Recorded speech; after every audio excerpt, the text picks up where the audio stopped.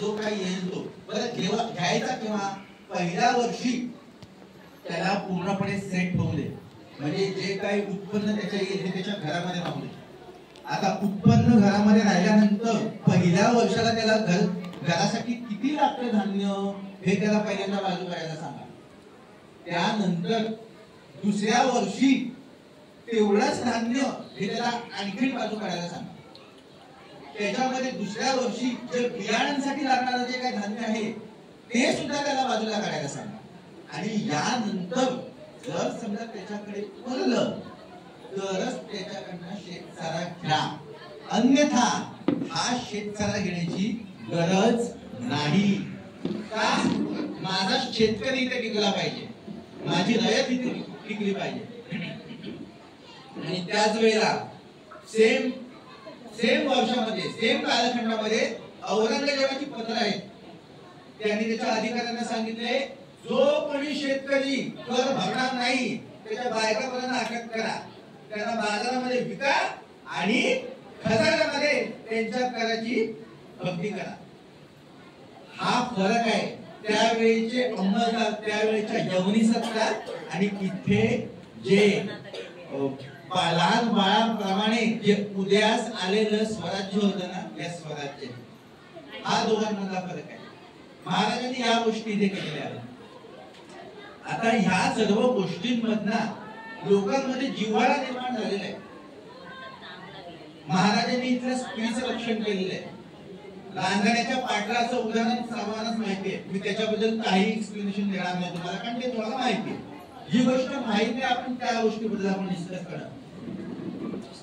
इथल्या स्त्रियांना संरक्षण मिळाले, देवळांना संरक्षण मिळालेलं आहे. देव वाचलाय, स्त्री वाचले, शेतकरी वाचलाय. आता यानंतर महाराजांना पुढचं स्वराज्य निर्माण करायचं. व्यवहार कसा होतो बघा. महाराजांनी काय केले, त्यानंतर स्वारी सर्वात पहिल्यांदा केलेली आहे की भिवंडी आणि कल्याण होती. कल्याण भिवंडीवरती ज्यावेळी महाराजांनी स्वारी केली त्यावेळी तिथे पत्र लिहून ठेवलेलं आहे, त्याचा उल्लेख एका ठिकाणी करून ठेवलेला आहे. कुठे केलेला आहे? शिवभारत हा महाराजांवरती लिहिलेला एक ग्रंथ आहे. कवी परमानंद गोविंद नेविस्कर या व्यक्तीने हा ग्रंथ लिहून ठेवलेला आहे. महाराज हयाती असताना लिहून ठेवलेला आहे. आणि या ग्रंथामध्ये ते कल्याण भिवंडीच्या स्वारीबद्दल महाराजांचा उल्लेख असा करतात की या शिवाजीने तिथे हैदोस जो घातलेला आहे त्याच्यामुळे आपल्याला इस्लामचा प्रसार करता येत नाही आहे, म्हणून हे अफजल खाना तुझी मी नियुक्ती करतो आहे या शिवाजीचा बंदोबस्त करण्यासाठी, असं अली आदिलशहाने फरमान काढलेला आहे. आणि याचा उल्लेख मी नाही या कवी परमानंद गोविंद नेविस्करांनी 350 वर्षापूर्वी करून ठेवलेलं आहे. हे ते म्हणतायत. बरं, या ठिकाणी महाराजांना आणखी एक गोष्ट मिळाली, म्हणजे जणू सोन्याचं अंड देणारी कोंबडीच. ती काय? समुद्र. महाराजांनी सर्वात पहिल्यांदा समुद्र हा कल्याण भिवंडीला पाहिला. आपलं कोरावगिरी इस्टॅब्लिश केलेलं आहे स्वतःच. लुई यांचा वेगश आणि फेनॉल वेगश हे दोन पिता पुत्र आहेत, पर्शियन आहेत, ते गोव्याचे. आणि त्यांनी आपलं आर्मा म्हणजे स्वराज्याचा आर्मा, त्यावेळी माणसं मिळत नव्हती काम करण्यासाठी, पण जर इतर ठिकाणी तुला 1 रुपया कामाला मिळते ना, मी तुला 5 रुपये देतो माझ्या इथे कामाला, असं ह्या दोघांना महाराजांनी हायत केलेलं आहे. त्यांच्यासोबत त्यांचे 300 कर्मचारी आलेले. आता 5 पटीने पगार देऊन या सर्वांना त्यांनी घेतलेला आहे. आणि त्यांच्यासोबत आपली 3500 मावळातली मंडळी ही हातामध्ये काम करण्यासाठी दिलेली आहे. आता या वेळेला पंत विचारतात महाराजांना, महाराज आधीच आपण एवढा सगळा खर्च केलेला आहे, 3500 माणसं तुम्ही जर आता यांच्या हाताखाली देतात तर खर्चामध्ये किती वाढ काय होईल याचा तुम्ही विचार केलाय काय? महाराजांनी सांगितलं पंत थांबा, काही काळ वाढ बघा, तुम्हाला सांगतो मी काय केलंय. पंतांच्या काहीच डोक्यात घुसेना, पण ज्या वेळेला 6 महिन्यानंतर गोव्यावरनं असंच एक अंधारा रात्री एक पत्र येतं की हा जमिनीवरचा जो शिवाजी आहे त्याला तुमच्यामुळे या पाण्यामध्ये येण्यासाठी मुभा मिळते आहे, तुम्ही काय हे जहाज बनवत आहात. हे कोणी पत्र लिहिलंय? गोव्याचा जो त्या तत्कालीन जो वलंदेज आहे, जो अधिकारी आहे, मुख्य अधिकारी, त्यांनी ह्या दुईलांचा विरगश आणि फेरनल विरगश पत्र लिहिलंय. पहा ते त्यांच्या देशासाठी किती लॉयल आहेत, इमानी आहेत ते. त्याच रात्री या 350 लोकांनी आणि दुईलांचा विरगश फेरनल त्यांनी महाराजांचा जो कारखाना आहे हा कारखाना सोडलेला आहे आणि सरळ गोव्याला रवाना झालेले आहेत. आता जहाज बनणार ना. मग महाराजांनी सांगितलंय पंत ही जी 3,500 माणसाची होती ना, ही याच कारणासाठी तिकडे ठेवलेली. या सर्व माणसांनी एक गोष्ट या 300 लोकांकडून शिकलेली आहे आणि त्यांनी महाराजांचं पुढचं जे अर्धवट राहिलेलं काम आहे जहाजाचं, ही जहाज बांधणी पूर्ण केली आहे. म्हणजे हा राजा किती दूरदृष्टीचा होता 350 वर्षापूर्वी, याचा विचार आपण आज करायला हवा. आज आपण एखादी गोष्ट जर करण्यासाठी गेलो, म्हणजे आपण दूध जरी उकळत घातलं ठेवलं ना तरी सुद्धा गॅस किती फास्ट ठेवायचा, ते फास्ट ठेवल्यानंतर हे दूध किती वेळामध्ये उकळेल याचाही आपला अंदाज अजूनही बांधता येत नाही, क्षमस्व. पण ही खरी गोष्ट आहे. ज्या काही गोष्टी आहेत त्या आपल्याला मान्य कराव्या लागतील. पण हा एवढा मोठा दूरदृष्टिकोन राजांनी 350 वर्षापूर्वी करून ठेवलाय. आणि त्यानंतर मग स्वारी झाली अफजल खानाची.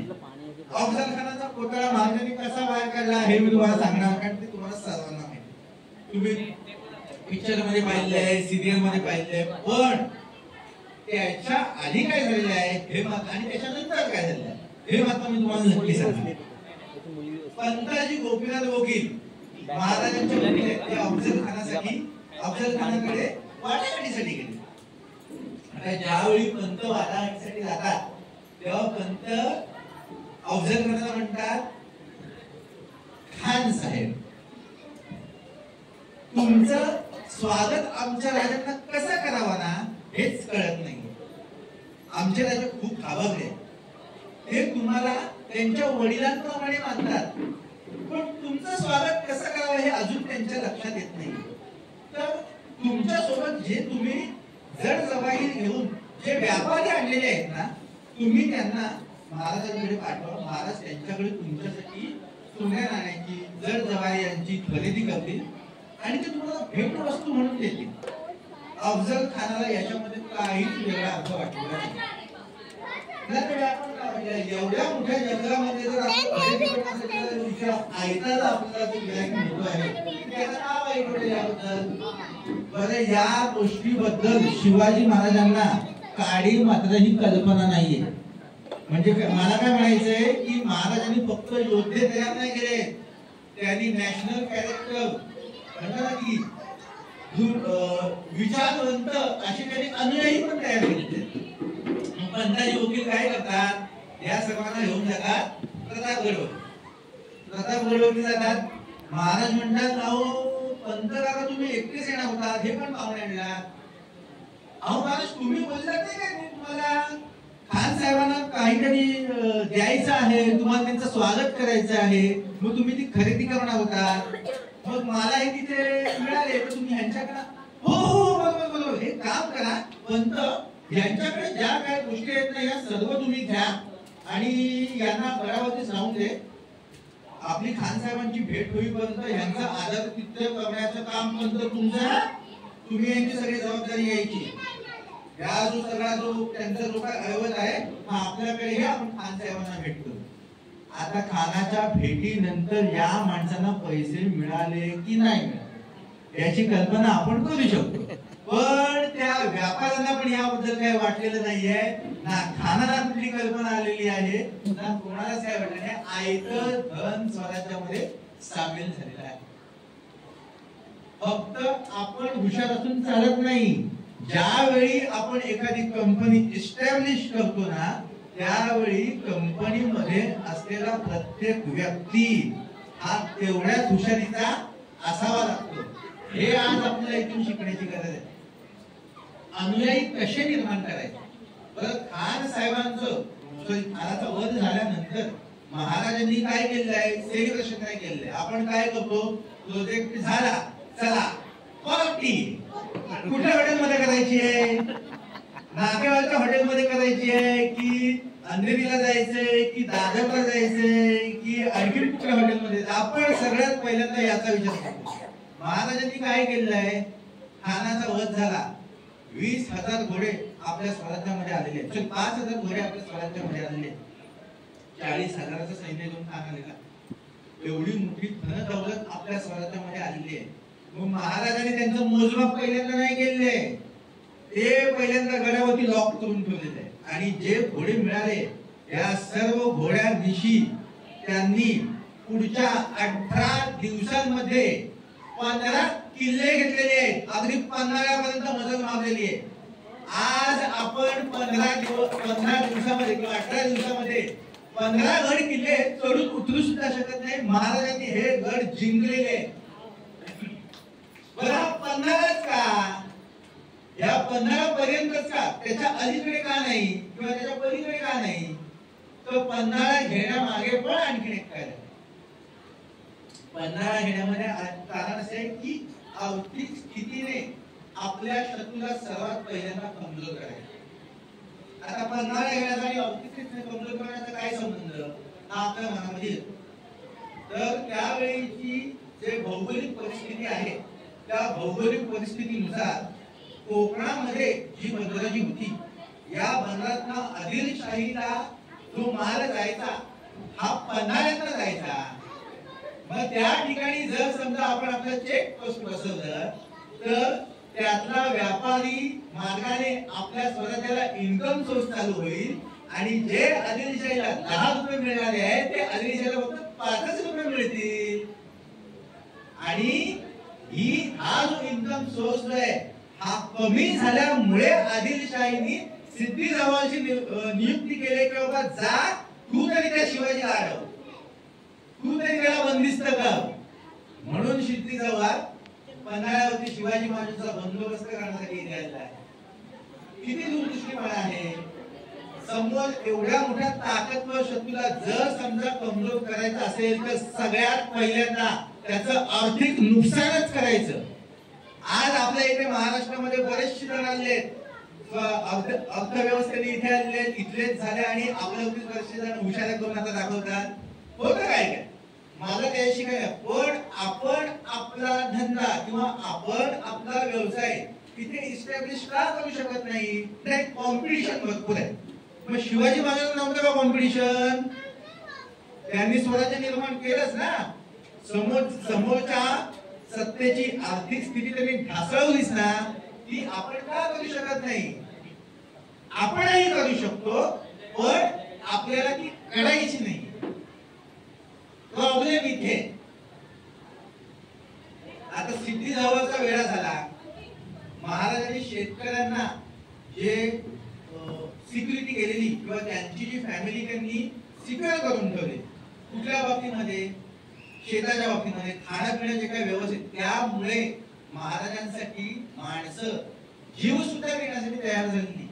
आणि ह्याचं उत्तर किंवा ह्याचं एक प्रत्यक्षिक आपल्याला मिळतं ते म्हणजे पावनखिंडीमध्ये बाजी प्रभू देशपांडे आणि तुलाजी प्रभू देशपांडे आणि त्यांचे 300 बांधव. लाख मिळेल चालतील पण लाखांचा पोशिंदा जगला पाहिजे हे त्या बाजी प्रभूंचं उद्गार आहे. आणि हे उद्गार त्याने घोडखिंडीमध्ये सत्य करून दाखवलं. म्हणून आज त्या घोडखिंडीला आपण पावनखिंड म्हणून ओळखतो. या सर्व बांधवांचं रक्त तिकडे पावन झालं, रक्ताने ती खिंड पावन झालेली आहे ना. म्हणून आज ती पावनखिंड म्हणून आपण ओळखतो. कशासाठी, कोणासाठी तर फक्त एका राजासाठी, त्याच्या ध्येयासाठी आणि पुढे जन्माला येणाऱ्या या हिंदवी स्वराज्यासाठी त्यांनी हे बलिदान केलेलं आहे. त्यांच्या बलिदानाचं मोल किती आहे हे महाराजांना माहिती आहे, पण अजूनही आपल्याला कळालेलं नाही. ही महाराष्ट्राची सर्वात मोठी शोकांतिका आहे. हे कळणार केव्हा? ज्यावेळी आपण शिवाजी महाराज जाणून घेणार ना ते काय होते त्यावेळेला. बाजीप्रभू देशपांडेंनी बलिदान केलं, आता राहिलेला शास्ता खान, त्याचा बंदोबस्त कसा करायचा? 3 वर्ष झाली पुण्यामध्ये येऊन त्यांनी मुलूक लुटलेला आहे, गाया लुटलेल्या आहेत, जनावरांची नासधूस केलेली आहे, संस्कृतीची नासधूस केलेली आहे. महाराजांचा राहता वाडा लाल महल इथे सुद्धा नाचगाणी चालू केलेली आहे, तो सुद्धा वाटवला गेलेला आहे. मग ह्याचा बंदोबस्त कसा करायचा? तर त्याच्यासाठी सगळ्यात मोठं कारण म्हणजे असं की जो शास्ता खान कधी विचार करू शकत नाही तो विचार आपण करायचा आणि त्याचा बिमोड करायचा. कमीत कमी वेळामध्ये कमीत कमी फौजनिशी जास्तीत जास्त संख्येने असलेल्या शास्ता खानाचा पाडाव करायचा हे महाराजांनी उद्दिष्ट ठेवलेले आहे. आणि मॅनेजमेंट काय असते, टाइम काय असतो हे महाराजांनी त्या वेळेला सांगितलेलं आहे. आज आपल्याला ऑफिसला म्हणजे माझा स्वतःचा इथे येण्यासाठी आता 1 तास लेट झालेला आहे. आज आपल्याला ऑफिसला जाण्यासाठी सुद्धा कधी कधी 15 मिनिटं 20 मिनिटं अर्धा तास हा लेट होतोच. कधी कधी कशाला? नेहमी म्हणता येईल का?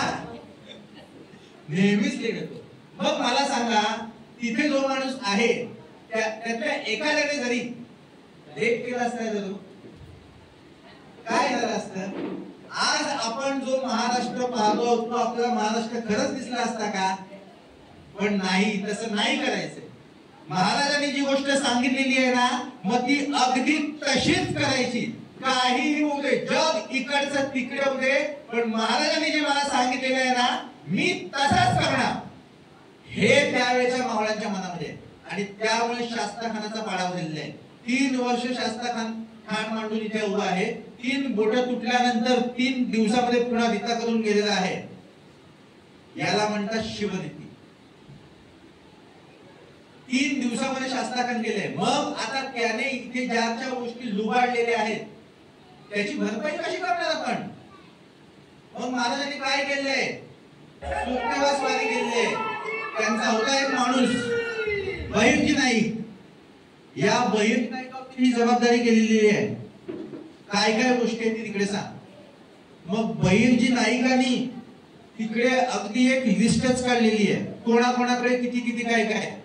वीरजी वोरा 20 पिंप सोनं. त्या एकट्या वीरजी वोराला जरी महाराजांनी साईडला घेतलं असताना तरी पण सगळी भरपाई निघाली असते. पण महाराजांनी सर्वात पहिल्यांदा त्यांच्याकडे खंडणी मागितली. युद्ध केले पण ते पण नीतीनेच केले.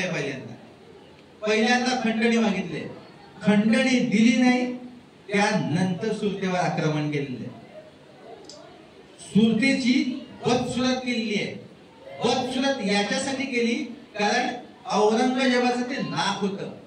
तुझं नाक तुझ्या राज्यात येऊन मी कापून दाखवीन, हा त्या पाठीमागचा उद्देश होता. जर माझ्या मुलखाकडे वाकडे नजर करण्याची हिम्मत केला तर तुमचं नाक तुमच्या घरात येऊन कापण्याची हिम्मत माझ्यामध्ये आहे, हा त्या पाठीमागचा उद्देश होता. मग यानंतर औरंगजेबाने सूड उघडण्यासाठी काय केलेलं आहे तर त्यांनी मिर्झा राजा जयसिंगला पाठवलेलं आहे. मिर्झा राजा जयसिंगाच्या तहामध्ये पुरंदरचा तह झाला. मुरारबाजी देशपांडेंनी तिथे भरपूर आपलं पराक्रम दाखवला. त्याबद्दल मी तुम्हाला काहीच सांगणार नाही. महाराजांनी ज्या वेळेला पुरंदरचा तह केला त्यावेळेला त्यांना 23 किल्ले द्यावे लागले आहेत. आपल्या आयुष्यामध्ये सुद्धा ही घटना घडते. आता आपल्या आयुष्यामध्ये आपल्याला 23 किल्ले द्यावे लागत नाही. काय होतं, आपण खूप छान काहीतरी शिकलेलो असतो. एखाद्या कंपनीमध्ये आपण जॉबला लागतो, एखादा व्यवसाय आपण ओपन करतो.